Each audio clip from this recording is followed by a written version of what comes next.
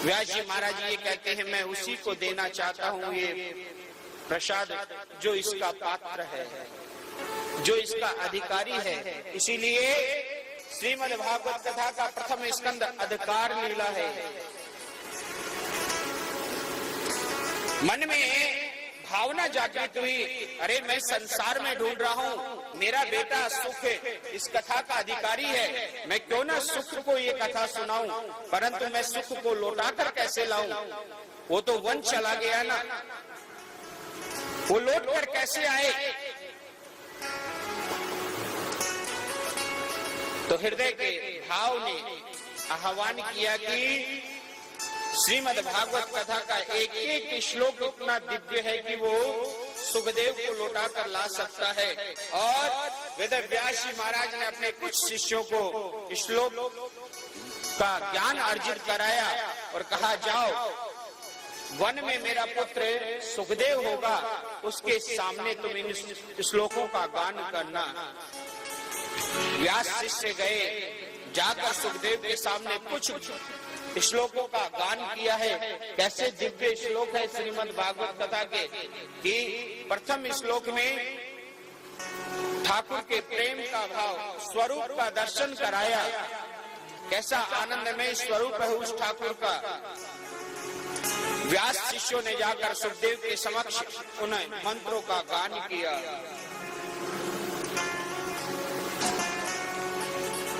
वरहापीडं वटवरवपु कर्णियो कर्णिकारं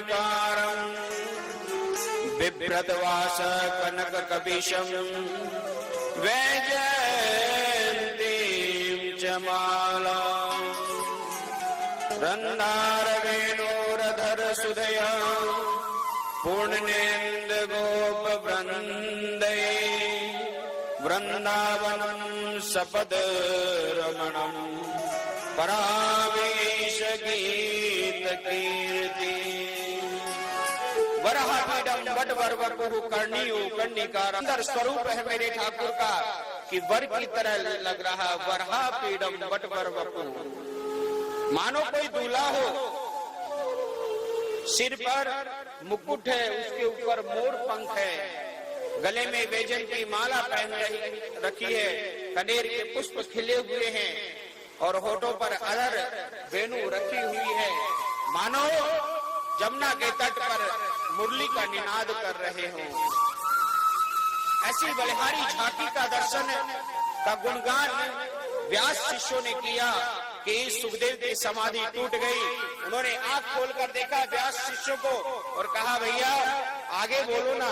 कहा हमें तो इतना ही आता है, अगर आगे सुनना है तो तुम्हें व्यास जी के पास जाओ, उनके पास ऐसे 18,000 श्लोकों की पंडिता है। सुखदेव जी महाराज ने मन में विचार किया कि मोर पंख वाला, वैजन की माला पहनने वाला, ऐसे सुंदर आनंद में स्वरूप वाला ठाकुर को तो माखन मिश्री चाहिए, और हम ठहरे साधु, हम वन में कहां से माखन मिश्री लेकर आएंगे? इसलिए हम तो जैसे हैं वैसे ठीक है, हमारे तो यहाँ पर ठाकुर का अच्छा भजन हो रहा है। नेत्र बंद करके भजन प्रारंभ कर दिया। दौड़कर व्यास जी से व्यास जी के पास आए। व्यास जी ने कहा क्या हुआ? निद्रा टूटी? कहा हाँ महाराज, समाधि टूटी। और कहा आगे सुनाओ, परंतु आगे हमें कुछ आता ही नहीं था। कहने लगे तुम्हारे ये मोर मुकुट वाले बंसी धारण श्याम सुंदर को माखन मिश्री का भोग लगता है, हम वन में उनके लिए माखन मिश्री नहीं ला सकते। हमारा तो निगुण ठाकुर अच्छा है, उसकी उपासना श्रेष्ठ है। अरे कहां से माखन मिश्री एकत्रित करेंगे? हमें ऐसे ठाकुर की वंदना नहीं करनी। व्यास ने कहा जब एक श्लोक से निद्रा खुल गई, समाधि टूट गई, तो निश्चित भागवत के और श्लोक अगर सुखदेव के समक्ष गान हो तो निश्चित सुखदेव लौट कर आ सकता है। तो व्यास जी महाराज ने भगवान की करुणा का वर्णन किया है कि वो ठाकुर मोर मुकुट बंसी वाला ही नहीं, वो करुणावान ठाकुर भी है। उसकी करुणा की अथाहत कोई पार नहीं पा सकता। और इस बार जो श्लोक व्यास शिष्यों को रटाया है वो करुणा भाव श्लोक है। व्यास शिष्यों ने जाकर सुखदेव के समक्ष उस श्लोक का गान किया है। अहो वकीयं स्तनकालकूट जिज्ञासया यदापसादवे लभ्यं गते धनुमञ्चित्ता तनूयं कम्बा दयालो शरणे व्रजेम। अहो वकीयं स्तनकालकूट, जैसे ही व्यास शिष्यों ने जाकर उस मंत्र को गाया कि अरे देखो तो वो पूतना जो अपने स्तनों पर कालकूट विष लगाकर आई है, उसको भी मेरे ठाकुर ने मात्र गति प्रदान की है। जो गति माँ यशोदा को 100 वर्ष बाद में देगा, वो ठाकुर ने सहजता से पूतना को प्रदान कर दी। कैसा करुणावान ठाकुर है। जैसे ये भाव को सुना, सुखदेव जी महाराज ने नेत्र खुल गए और कहा, महाराज मुझे ये श्लोकों का ज्ञान चाहिए, तुमने ये कहाँ से सीखा? कहा, अगर तुम्हें ये ज्ञान चाहिए तो चलिए हमारे साथ।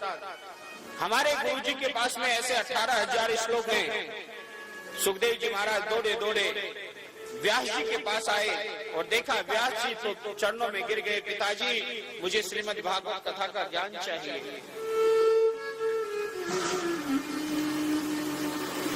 व्यास जी महाराज ने कहा, मुझे पता है मेरा बेटा काम क्रोध पर विजय पा ली है, परंतु संसार के लोग इस बात को मानेंगे नहीं। तो सुखदेव की परीक्षा ली गई, जनक के द्वार पर भेजा गया। जनक जी महाराज ने काम क्रोध की परीक्षा ली और उसमें सुखदेव जी महाराज विजयी हुए। तो आज व्यास जी को बड़ी प्रसन्नता हुई कि मेरे बेटे ने काम और क्रोध पर विजय पाई है। और सुखदेव जी महाराज को व्यास जी ने श्रीमद् भागवत कथा का ज्ञान अर्जित कराया। वही ज्ञान लेकर सुखदेव जी महाराज पुनः जंगल को चले गए। सोनक ऋषियों ने सूत जी से कहा, महाराज उसी श्रीमद् भागवत कथा को व्यास जी को,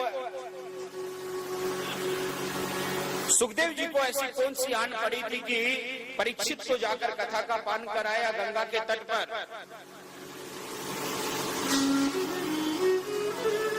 सूत जी महाराज वर्णन करते हैं, हे ऋषियों, कुरुक्षेत्र के मैदान में युद्ध चल रहा था। समस्त कौरव मारे जा चुके थे। केवल एक दुर्योधन है जो कुरुक्षेत्र के मैदान में पड़ा हुआ कुरूर की भांति रुदन कर रहा था। वहीं दुर्योधन का गुरु भाई द्रोणाचार्य का आगमन हुआ, अश्वत्थामा का आगमन हुआ। अश्वत्थामा ने आकर कहा, मित्र तुम्हारी ये दुर्दशा किसने की? कहा, मित्र पांडवों ने मेरे वंश को समाप्त कर दिया। कहा, अगर तुम मेरे मित्र हो तो मुझे पांडवों का शीश लाकर दे दो। अश्वत्थामा ने कहा, ऐसी कौन सी बड़ी बात है, समझो पांडव मारे जा चुके, आज रात्रि कालीन का समय है।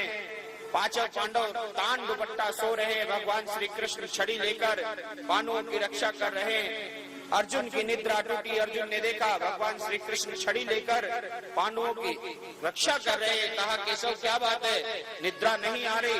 कहा, नहीं, ये वक्त सोने का नहीं है। इस वक्त मेरे नाम का